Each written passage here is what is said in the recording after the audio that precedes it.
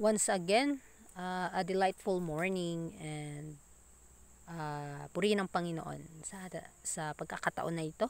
Tayo po muli ay mag-aaral ng kanyang mga salita entitled Songs of Praise. So, it's March 29.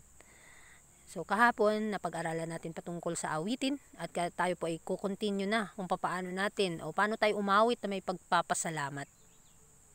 Sinasabi dito, "And he hath put a new song in my mouth, even praise unto our God. Many shall see it and fear and shall trust in the Lord." Psalms 40 verse 3.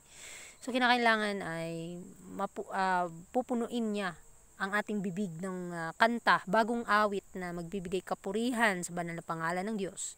At lahat ay makakita sa atin, yung mga taong nananampalataya at natatakot sa Kanya. I have thought with what joy the angels would look down from heaven upon us if we were all praising God and abiding in Christ, if indeed there is joy to the full for the Christian. Why should we not possess it and manifest it to the world? So, kinakailangan kapag sa atin na yung kagalakan na nagmumula sa langit, ay bababa ito sa lupa at magbibigay kapurihan sa Panginoon.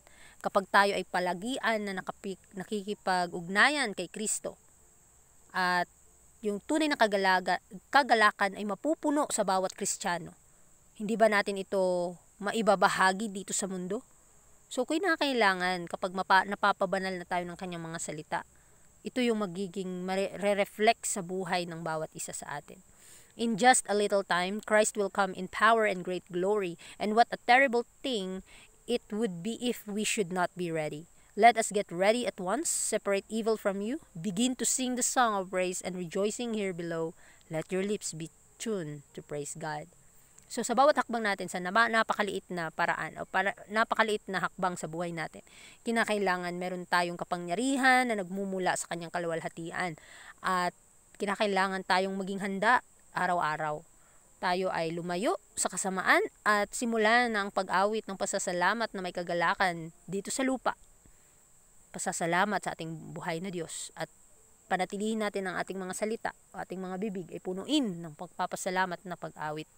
Angels in heaven are praising God all the time, and here are mortals for whom Christ left the heavenly home and suffered mockery, insult, and death, that he might lift us up to sit in heavenly places, and they offer no song of praise. So, ang mga anghel sa langit, sila ay punong-puno ng pasasalamat sa Diyos sa lahat ng panahon.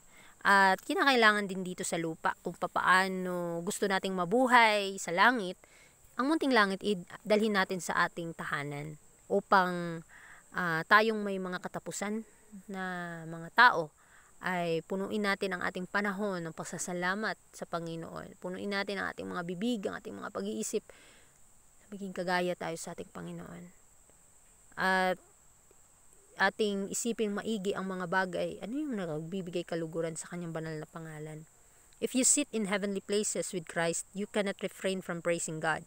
Begin to educate your tongues to praise Him and train your hearts to make melody to God. And when the evil one begins to settle his gloom about you, sing praise to God. When things go crossways at your homes, strike up a song about the matchless charms of the Son of God. And I tell you, when you touch this strain, Satan will leave you. So, umpisa na natin na kung tayo ay nakakaalam ng katotohanan.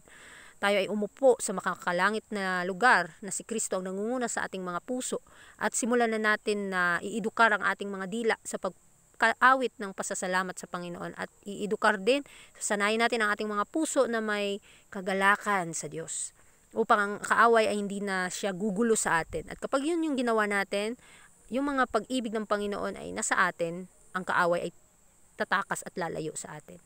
You can drive out the enemy with his gloom. And you can see, so much clearer, the love and compassion of your Heavenly Father. So kapag tayo ay laging nakatingin sa ating pananampalataya sa ating Panginoon, ang kanyang makikita natin yung mga silo, ang mga pandaraya ng kaaway. At the more na nakikita natin yun, the more nating iniiwasan yun, at si Kristo ang ating titigan na mas titigan pa sa pamamagitan ng ating pananampalataya, magiging pure po tayo dito.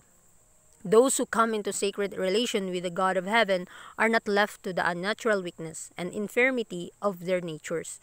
The world loses all attraction for them, for they seek a better country, an eternal world, a life that is to continue through never-ending ages. So sa bawat hakbang natin, sa sagradong relasyon natin sa Diyos ng langit, ay kinakailangan na ang Panginoon mismo ay nakakaalam sa ating mga kahinaan kung paano ito mapanagumpayan. Ang ating mga salita ay nagbibigay atraksyon sa mga tao at kinakailangan na mapalitan ito, mabago ito. At ating panatilihing hanapin ang napakaganda na tanawin ng langit at ang walang katapusang mundo, ang buhay na continue at hindi natatapos. This is the theme of their thought and conversation. The word of God becomes exceedingly precious. They discern spiritual things. They rejoice in that blessed hope and the glorious appearing of the great God and our Savior Jesus Christ. So, tayo ay naghihintay sa Panginoon at ang tema ng ating mga salita ay punong-puno ng pag-ibig niya. They long to see the King in His beauty, the angels that have never fallen, and the land of unfading bloom. So, ating parangalan ang ating Panginoon sa lahat ng panahon upang ang mga tukso ay lumayo sa atin. So sa ating pag-aaral sa umagang ito ay binibigyan niya tayo ng kagalakan sa ating mga puso kung paano tayo umawit na may pasasalamat at panatilihin po natin na awitin sa ating mga puso ang kagalakan na nagmumula sa langit upang hindi tayo magkasala sa Kanya. Ang ating pag-iisip ay i-convert natin into His will. Gusto tayo na mabago, ang Panginoon ang manguna sa atin. Muli, maraming salamat sa inyong pakikinig and God bless sa lahat.